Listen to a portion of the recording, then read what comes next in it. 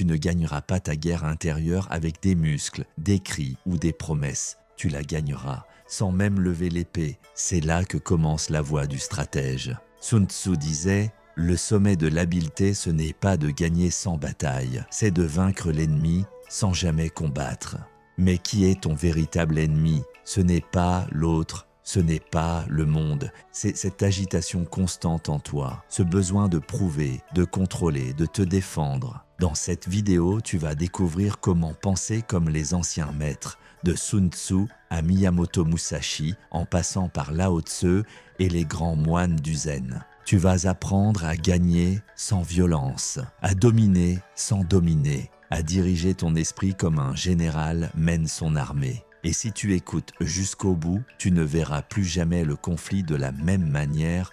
Respire. Le champ de bataille est mental. Et le combat commence maintenant. La première erreur que font 90% des gens en conflit, c'est d'agir trop vite. Un vrai stratège n'agit pas par impulsion. Il attend, il observe, il laisse l'autre s'exposer. Si rapide, je survis. Si lent, je meurs, disait Sun Tzu. Mais rapide ne veut pas dire impulsif. Ça veut dire tranchant, précis, comme un coup de sabre donné après un long silence. L'art de la guerre commence par l'art de ne pas bouger. Quand tu ne comprends pas tes propres failles, tu n'as aucune chance de dominer celle des autres. Connais ton ennemi, mais surtout, connais-toi toi-même et tu n'auras rien à craindre, même de 100 batailles.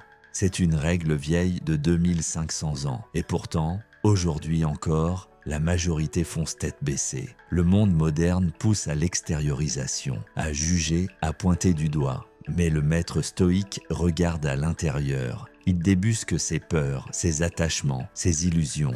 Il sait que celui qui se bat contre l'extérieur perd déjà. Un moine zen disait « Il est facile de haïr, mais c'est l'amour du silence qui est la vraie épreuve.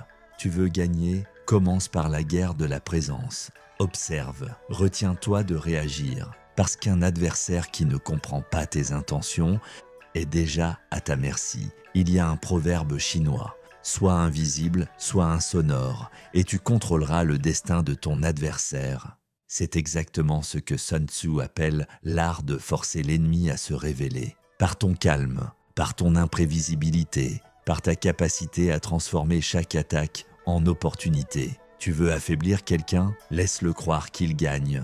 Tu veux reprendre ton pouvoir? Arrête de te défendre. Le sage ne s'oppose pas, il absorbe. Il transforme le poison en antidote. Miyamoto Musashi, dans le livre des 5 anneaux, dit que le véritable sabre n'est pas fait pour trancher la chair, mais pour dissoudre l'ignorance. Alors pose-toi cette question. Pourquoi réagis-tu autant? Pourquoi as-tu besoin d'avoir raison? Pourquoi cherches-tu encore à te faire aimer de ceux qui ne t'écoutent même pas? Parce que tu n'as pas encore accepté l'inconfort du silence. Tu cherches dans l'extérieur ce que seul un maître trouve à l'intérieur. Sun Tzu disait « Construis un pont d'or à ton ennemi pour qu'il puisse fuir. » Parce que le but n'est pas d'écraser, le but est de neutraliser sans haine. Dans le stoïcisme comme dans le zen, le vrai combat, c'est celui contre le désir de conflit. C'est refuser d'entrer dans l'arène, même quand on t'y pousse. Ce n'est pas de ne rien faire, c'est de faire exactement ce qu'il faut, pas un geste de plus. Tu veux être respecté? Alors, comme le disait Confucius, respecte-toi et les autres te respecteront. Ne fais pas la guerre pour te prouver quelque chose.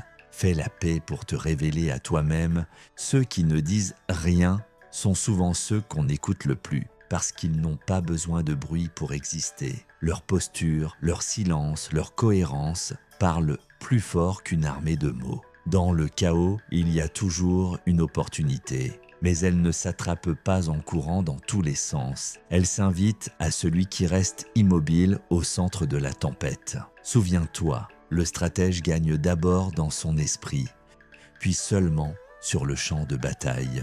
Il visualise sa victoire, il anticipe les mouvements, il ne cherche pas à gagner, il cherche à ne pas perdre. Et c'est pour ça qu'il gagne. Tu veux une technique concrète? Alors voici, visualise chaque soir un conflit que tu vis actuellement. Puis imagine que tu es déjà en paix avec ce conflit. Tu n'as rien dit, tu n'as rien prouvé, tu as juste désactivé le besoin de réagir. Observe ton corps, respire profondément, laisse le besoin d'avoir raison s'éteindre. Et le lendemain, lorsque le même conflit se présente, tu verras que ton silence pèsera plus lourd que n'importe quelle réponse. Voilà ce qu'enseignaient les anciens maîtres d'Orient. Tu ne contrôles pas les autres, tu ne contrôles pas le monde, tu ne contrôles pas ce qui t'arrive, mais tu contrôles ta réaction. Et c'est là que réside ton pouvoir absolu. Celui qui n'est pas ému par l'insulte est invincible. Celui qui n'a pas besoin de se défendre est intouchable. Celui qui ne cherche plus à vaincre domine. Alors sois comme l'eau, souple mais indestructible, sans forme mais partout, invisible mais essentiel. Et surtout, reste imprévisible. Le monde adore prédire tes réactions. Surprends-le par ton calme. C'était l'âme du sage et on se retrouve très bientôt, mon disciple.